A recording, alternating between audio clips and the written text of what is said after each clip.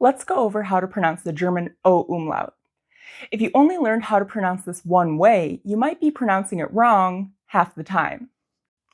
That's because there are actually two phonemes for this one letter. There's a long tense vowel and a short lax vowel. Let's take a look at this long tense vowel. It sounds like this. Ö. This is the vowel in words like schön, höflich, mögen, and Löwe. It usually occurs in stressed, open syllables, and it can be compared to the vowel in the French word peu. It's probably this tenseness that makes American English speakers want to approximate this sound by adding an R, turning Dankeschön into Dankeschön. But if you're having trouble producing this sound, an R isn't going to get you there. Hopefully I can help though. Start with A, as in A, E, O, U. A.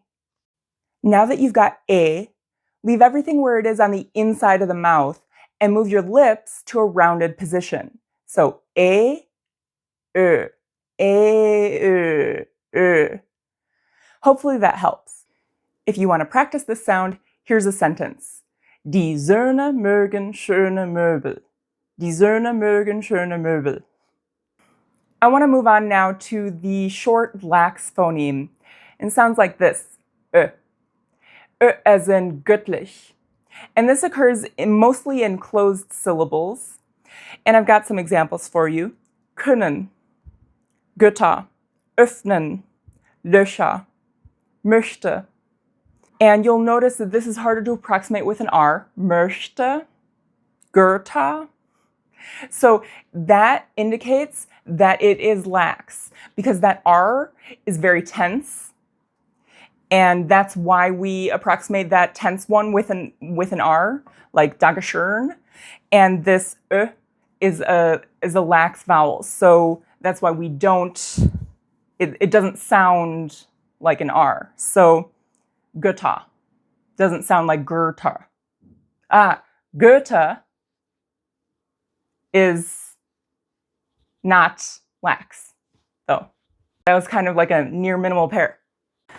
Okay, so if you're having trouble pronouncing this sound, you could start with the tense sound and then just relax your tongue root a little bit. So, ö, ö. And then you would have to relax your lips too. So, ö, ö. You see how that they relax a little bit? Ö, ö.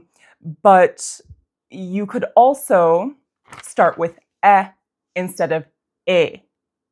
So is the tense, is kind of a lax version of a. So as in bet, I bet you $10 you can't jump over that puddle.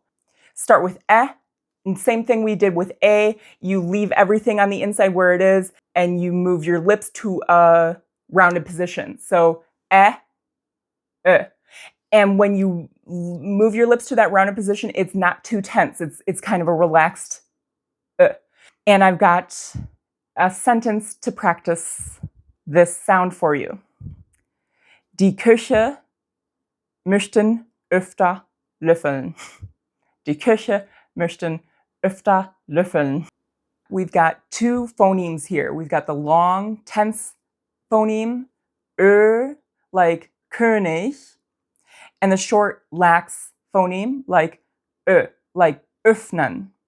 And the long tense one usually occurs in stressed open syllables, böse, so that is the end of its syllable. The S in z starts its own syllable. And the short lax phoneme, that often occurs in closed syllables like Götter or können.